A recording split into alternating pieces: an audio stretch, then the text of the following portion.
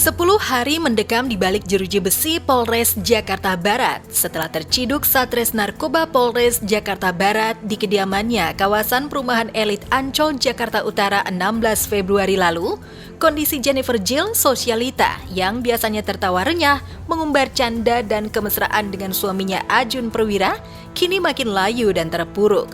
Kemarin, tersangka kasus narkoba jenis sabu ini tampak bergegas menjauhi kerumunan awak media jelang pemeriksaan di kantor Badan Narkotika Nasional. Mami Iqbal, demikian ia karib disapa, tampak wajahnya lebih kusut, berat badannya surut, sesekali suara batu keluar dari mulutnya. Hasilnya gimana, Kak? Mbak JJ tadi gimana, Mbak? Hasilnya ini dari BNN, Kak JJ. Isi ya, kasih jalan dulu dong. Ya Allah, Nying. Iya. Gimana Kak jadi hasil dari BNN? Dari BNN, Kak, hasilnya seperti apa, Kak? Mbak JJ? Kasih space dulu. Gimana BNN ya, Kak, ya? Itu BNN. Ngapain Kak ke BNN, Kak? Ya udah pasti udah tahu lah. Ya, apa? Berarti agendanya apa, Kak? Ya, Kak? Ironis memang, perempuan parubaya yang usianya sudah genap setengah abad ini harus melewati fase getir menghadapi sejumlah pemeriksaan kasus narkoba. Di usia yang semestinya ia hidup tenang menjadi tauladan anak-anak dan menimang cucu, justru ia harus meratapi sisa usia di penjara sambil menunggu jawaban permohonan rehabilitasi terkabul. Setelah persiapannya, Kak? Sudah tahu lah harusnya. Kasih. Gimana, Kak? Kasih pengajuan asesmen, Kak? Mohon maaf. Sang suami Ajun kabarnya sudah menjenguk sejak subuh kemarin. Ia sengaja datang di pagi buta untuk menghindari awak media.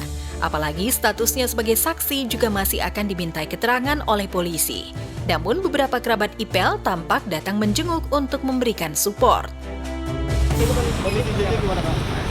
Baik. Aja supportnya aja ya. Ya, supportnya mungkin seperti apa? Tadi gimana pas ketemu di dalam, Mbak? Gimana, Mbak? Di dalam, Mbak? Belum boleh komen apapun. Di usia yang tak muda lagi, rasanya tak terbayangkan bagaimana istri Ajun Perwira ini harus melewati fase getir hidup dalam ruang sempit. Apalagi selama ini ia hidup dalam gelimang kemewahan. Sayang, segala fasilitas hidup mewah itu justru tercoreng oleh laku hedon yang kebablasan karena tergiur zat adiktif. Lantas mampukah Ipel keluar dari jerat jeruji besi dengan dikabulkannya permohonan rehabilitasi? Buka, Kak JJ. Kak JJ gimana hasilnya, Kak, tadi, Kak? Gimana? Gimana, Kak? BNN atau gimana tadi? Asesmen ya? Tunggu ya, Mas.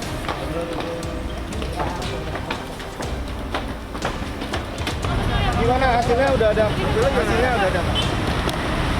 Malah terkumpul, jangan. Dorong.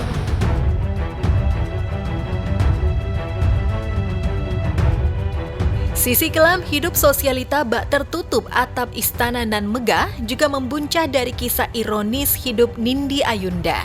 Penyanyi yang tak begitu gelimang prestasi ketimbang sensasi hidup mewahnya ini tiba-tiba meronta karena merasa diperlakukan tak selayaknya oleh sang suami, pengusaha muda Askara Parasadi Harsono yang juga terjerat kasus narkoba. Nindi bukan saja memilih berpisah dengan menggugat cerai Aska, tapi juga melaporkan Aska dengan tuduhan serius yakni kekerasan dalam rumah tangga. Permohonan Nindi dikabulkan polisi. Bak jatuh tertimpa tangga pula. Aska yang tertatih karena kasus narkoba kini harus menyandang status baru sebagai tersangka kasus KDRT yang dilaporkan istrinya sendiri. Ya, jadi setiap orang yang punya permasalahan, walaupun ibarat dia bertambah, kan ini kan bukan nebis indel terhadap perkaranya dia, kan berbeda perkara. Jadi harus menjalani satu persatu proses. Kalau Mbak Nindi sih, dia menerima baik ya, bahwa pengaduannya itu ditindaklanjuti oleh aparat penegak hukum, khususnya Polres Jakarta Selatan. Dia menanggapi ya, berarti laporannya diterima dengan baik dan proses hukum yang dihadapi oleh suaminya ya jalanin aja. Dilaporkan kubu Nindi, kuasa hukum Aska tak tinggal diam. Mereka menepis semua tudingan Nindi terkait dugaan KDRT. Bahkan menuding jika selama ini Nindi terlalu hidup jor-joran untuk menopang gaya hidup mewahnya di luar kemampuan materi sang suami. Kalau secara prinsipnya saya tidak mengetahui, dasar A sampai Z saya tidak mengetahui. Kalau saya hanya bisa menanggapi bahwa ya sudah saling membuktikan aja kebenaran masing-masing, gitu aja. Parade saling tuding dan sanggah antara kubu Nindi dan Aska memang masih akan bergulir panjang hingga masuk ke ruang sidang.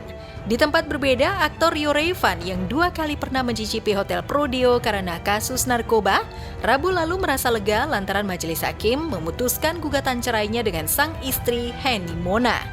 Meski harus memberi nafkah idah sesuai tuntutan sang mantan, keputusan yang kebetulan bertepatan dengan hari ulang tahunnya yang ke-36 itu disambut dengan sukacita karena ia kini resmi menjadi duda.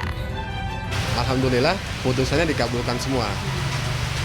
Baik dari pihak kita itu dikabulkan untuk kita diberikan izin untuk menjatuhkan talak seperti itu.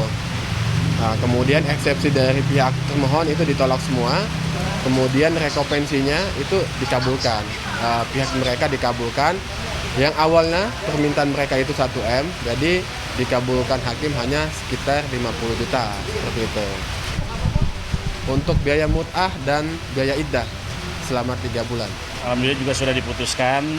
Ini adalah kado, bukan kado sih, maksudnya sebenarnya kalau Allah mau bikin kapan aja bisa. Cuma kenapa bertepatan dengan ulang tahun ya mungkin Allah ngasih kado nih gitu kan, dikasih putusan. Kemarin sih ada juga sih temennya yang nelfon aku gitu, Hen, lo masih sayang nggak sama Rio gitu? Kalau masih sayang, nanti gue bilangin deh sama dia gitu. Terus ada juga beberapa komen, udah mbak nggak usah cerai, balikan aja lagi. Nggak tahu ya, mungkin di sananya menyesal kali. Ini memang hal yang saya tunggu-tunggu itu seperti itu.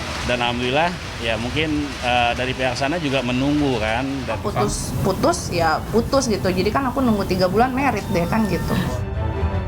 Henny sendiri tampak tak hadir dalam putusan sidang. Tapi jauh sebelum sidang putusan gugatan cerai dihelat, Henny sudah move on dengan memulai menjaring cinta dengan pria lain. Secara kebetulan, Henny bertemu pesinetron yang juga mantan terdakwa kasus narkoba, Sandy Tumiwa.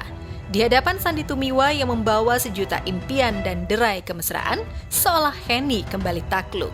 Sisa-sisa kenangan indah bersama Rio pun sirna, berganti harapan mengayuh jalan cinta bersama pria yang pernah menjadi suami Tessa Kaunang ini. Lantas bagaimana Rio menanggapi kedekatan mantan istrinya dengan Sandy? Saya sih biasa aja sih kalau untuk masalah itu, nggak ada masalah buat saya. Saya malah seneng, saya doakan semoga ya gitu cepat nikah gitu kan, bisa langgeng, amin. Harapan aku mudah-mudahan Kak Sandy bisa menjadi lebih baik lagi, menjadi orang yang baik, menjadi imam yang baik, jadi orang tua yang baik untuk anak-anak ya kan. Aku pun sama menjadi nanti kalau misalnya hubungan aku sama Kak Sandy langgeng menjadi pernikahan yang terakhir buat aku, bisa sukses sama-sama, bermanfaat juga buat diri sendiri dan keluarga besar. Lebih sukses daripada yang lalu, meninggalkan masa lalu dan tetap berhubungan baik dengan orang-orang yang sudah menzolimin aku ataupun Kak Sandy. Mudah-mudahan biar Allah aja yang membalas semuanya.